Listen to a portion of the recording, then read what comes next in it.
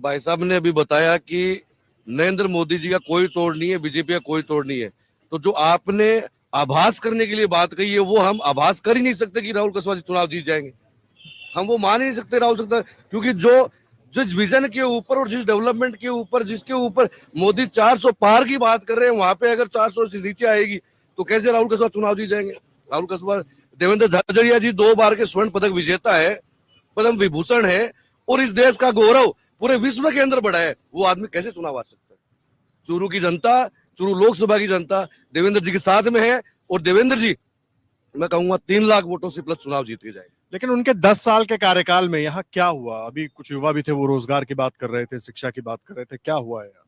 अभी सबने आपको बताया कि 10 साल के अंदर मोदी जी के नेतृत्व में जिस प्रकार से जिस डिपार्टमेंट के रेलवेज के काम हो, हाईवेज के काम हो, निसंदेह राहुल जी अपने यहाँ के लोकसभा काम लेके गए हैं, काम हुए।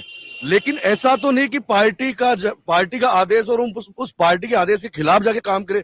जिस पार्टी को हम नहीं, मैं ये जानना चाह रहा हूँ, जब वो सांसद थे बीजेपी की तरफ से 10 साल, तो क्या काम उन्होंने यहाँ कराए रोजगार को लेकर? कुछ औद्योगिकीकरण हुआ जिले में? कुछ शिक्षा को लेकर कुछ बड़ा काम हुआ?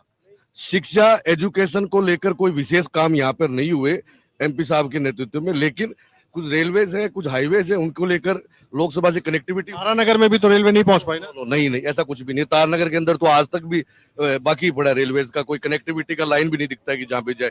लेकिन हमें लगता है कि आने वाले 5 सालों के अंदर तारानगर भी रेलवे कनेक्टिविटी से जुड़ेगा इस भाजपा सरकार के शासन में। देखिए, यहीं आप लोग फंस जाते हैं। आप लोग बीजेपी, ठीक है, आप लोग कार्यकर्ता नहीं है, लेकिन आप लोग बीजेपी की बात कर रहे हैं।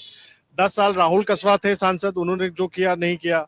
बीजेपी की सरकार भी तो केंद्र में थी, यही डबल इंजन गिनाते हैं ना, इसीलिए मैं समझना चाह रहा हूँ। सर आगे आइए, मैं आ रहा हूँ।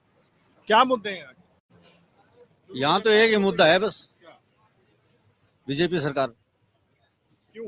है? यही तो समझना चाह रहा हूँ। बस मोदी चाहिए। सर क्यों सही है? कौन सी फैक्ट्री लग गई है आपके यहाँ पर? कौन से हायर एजुकेशन की चीजें? तो बताइए, वही तो मैं कह रहा हूँ, जनता को बताइए ना। यहाँ देखिए, आप देखिए चूरू के अंदर, आप ये ब्रिज पास हो गया, वो ब्रिज पास हो गया, पूरे 10 साल में ब्रिज पास हो रहे हैं, कौन कौन से बन गए? जरा काम गिनाइए। कुछ होता नहीं है। 10 साल हो गए सर, 10 साल। आप भी जानते हैं काम कैसे होते हैं। पास हो गए 5 साल पहले हो जाते हैं। मैं इसीलिए जानना चाह रहा हूँ, मैं आप लोगों के बारे में जानना चाह रहा हूँ, मैं अपने बारे में नहीं, यहाँ तो सिर्फ मोदी सरकार चाहिए। कारण बताइए ना। मैं कारण बताइए ना। मैं बताऊं वैसे हम कारण क्या चाहिए? आपके पास भी आ रहा हूं। क्योंकि अगर सरकार चाहिए, आप ये तर्क दे रहे हैं, तो मैं कारण भी जानना चाहूंगा। आप पहले मुझे बताइए क्यों।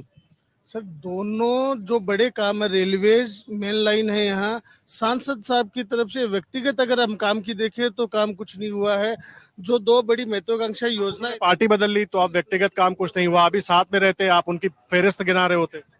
जो 2 बड़े काम मोदी सरकार के हैं, दिल्ली से लेके बीकानेर से दिल्ली कनेक्टिविटी और जोधपुर से दिल्ली कनेक्टिविटी, ये रेल लाइन के अंदर चूरू का जो स्टेशन है वो मेन जंक्शन काम करता है।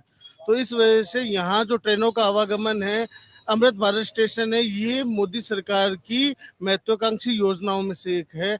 अंबाला सालासर जो हाईवे, अंबाला जोधपुर जो हाईवे है, वो भी नितिन गडकरी जी के कार्यकाल के अंदर सबसे महत्वाकांक्षी योजनाओं में से एक है। वो 90 रेलवे स्टेशन राजस्थान के अंदर पास हुए हैं। ऐसा नहीं है काम नहीं हुआ, लेकिन प्रॉब्लम ये है कि सांसद साहब को पार्टी ने 35 साल का मौका दिया है। पहले उनके पिताजी 3 बार सांसद रहे, उनकी माताजी हारने के बाद में मंत्री रही, 3 बार उनके घर से विधायक रहे हैं, 2 बार वो खुद सांसद रहे। इतना पोर्टफोलियो अगर किसी परिवार को पूरे भारत में मिला है तो मुझे दूसरा परिवार बता दीजिए जिसको इतने पोर्टफोलियो, 14 सिंबल, 14 टिकट मिलने के बाद में भी हालत ये है कि एक बार टिकट बदलने के साथ ही हम नाराज हो गए, सामने वाली पार्टी में चले गए, जिसको 35 साल घूंट पी पी के गाली देते थे। अगर आप ये वीडियो YouTube पर देख रहे हैं तो हमारे चैनल को सब्सक्राइब करें और बेल आइकन को दबाना ना भूलें। अगर आप Facebook पर ये वीडियो देख रहे हैं तो हमारे पेज को लाइक करें।